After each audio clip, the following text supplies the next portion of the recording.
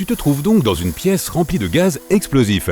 Une seule étincelle peut provoquer une explosion si puissante que toutes les portes et fenêtres seraient arrachées par une énorme colonne de feu. Et tu tiens une allumette. Il te faut une cible plus grande que cette pièce.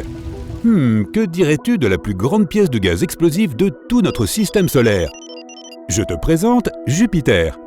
C'est la 5e planète en partant du Soleil et la plus grande de notre système. Elle est 11 fois plus grande que la Terre et presque 2 fois et demi plus lourde que toutes les autres planètes de notre système solaire réunies. Si on mettait Jupiter sur la balance, il faudrait environ 317 Terres pour trouver l'équilibre. Mais surtout, il y a énormément de méthane dans son atmosphère. C'est le gaz que nous utilisons dans notre cuisine ou avec lequel nous faisons le plein de notre voiture.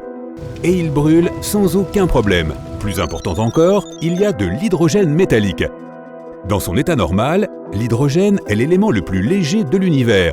Mais sur Jupiter, il est soumis à une énorme pression, plus de 400 millions d'atmosphères. En comparaison, sur Terre, tu ressens la pression d'une atmosphère. Multiplie donc ce chiffre par 400 millions et cet hydrogène est tellement comprimé qu'il ressemble à du métal liquide. L'hydrogène métallique peut être un excellent carburant. Il dégage 20 fois plus d'énergie que la combustion d'hydrogène classique. Donc toi et ton allumette pouvez vous amuser comme des fous. Ok, c'est parti. Le premier problème est la distance. Jupiter est seulement à une planète de nous, mais notre chemin est aussi bloqué par une ceinture d'astéroïdes derrière Mars. Elle est pleine de débris de roches géantes. En moyenne, chaque astéroïde peut être aussi large que la distance entre Los Angeles et Las Vegas. Il y a même des roches de la taille d'un État entier.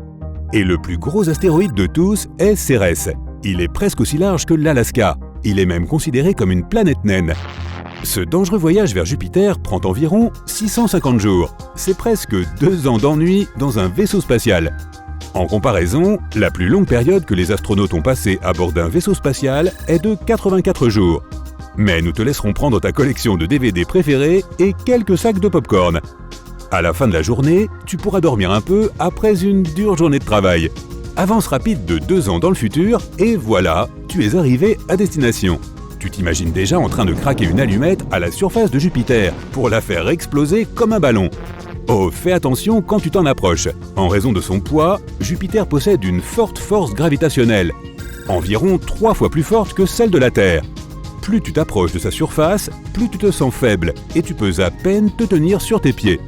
Le poids maximum que tu peux soulever ici est également 3 fois moins élevé, et même l'allumette que tu tiens dans ta main te semble déjà plus lourde. Tu essaies de sauter en l'air, tu dois faire plus d'efforts.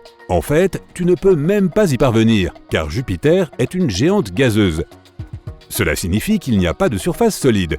Théoriquement, plus tu plonges dans ces nuages, plus tu ressens de la pression. Petit à petit, les nuages et les gaz s'épaississent et forment une sorte de liquide. Mais tu n'as pas besoin d'aller aussi loin. Le méthane est un gaz léger et il est plus proche de la surface. Et enfin, c'est le moment de vérité. Tu prends une allumette, tu la frottes contre la boîte et... rien ne se passe. Bien, essayons encore une fois. 2e allumette, 3e, toujours rien. Ok, tu as un brûleur à gaz dans ton sac à dos, tu dévisses la valve au maximum et... rien ne se passe à nouveau. Eh bien, c'est parce qu'il faut 3 composants pour démarrer un processus de combustion. Le premier est le combustible. Heureusement, il y a assez de méthane et d'hydrogène métallique sur Jupiter pour faire exploser la planète entière en quelques secondes. Le deuxième composant est la source d'allumage. C'est la force initiale qui va lancer le processus de combustion. Il peut s'agir d'une étincelle, d'une décharge électrique ou d'une allumette, comme celle que tu tiens dans ta main. Et le dernier ingrédient est l'oxygène. Oui, le même oxygène que nous respirons. Il est tout aussi important pour le feu que le combustible lui-même. Pour faire l'expérience, allume une petite bougie. Couvre-la avec un verre.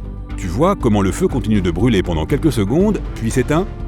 Le combustible est toujours là, mais le feu a consommé tout l'oxygène contenu dans le verre et le processus de combustion est terminé. La même chose se produit sur Jupiter. Il ne peut pas y avoir de feu, tout simplement parce qu'il n'y a pas d'oxygène. Et tu n'as pas besoin de voler jusque là-bas pour t'en rendre compte. Depuis la Terre, on peut voir des centaines de milliers de petits météorites tomber sur Jupiter. C'est la faute de la ceinture d'astéroïdes qui se trouve à côté.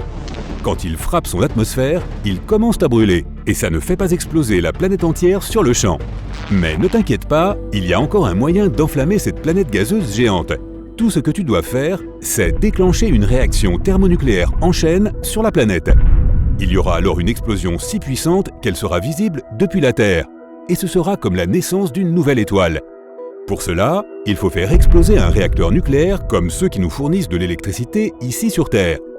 En fait, nous devrions envoyer tout ce que nous avons sur Jupiter. Mais même comme ça ne sera pas suffisant. Lorsque les gros astéroïdes frappent la planète, ils provoquent une explosion beaucoup plus importante.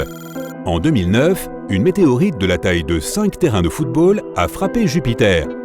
Elle a provoqué une explosion qui équivaut à 5 milliards de tonnes de TNT.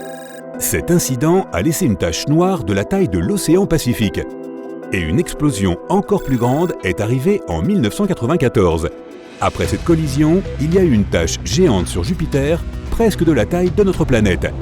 Mais les vents et les tempêtes ont rapidement balayé les traces de l'explosion. Après quelques semaines, Jupiter était redevenu normal.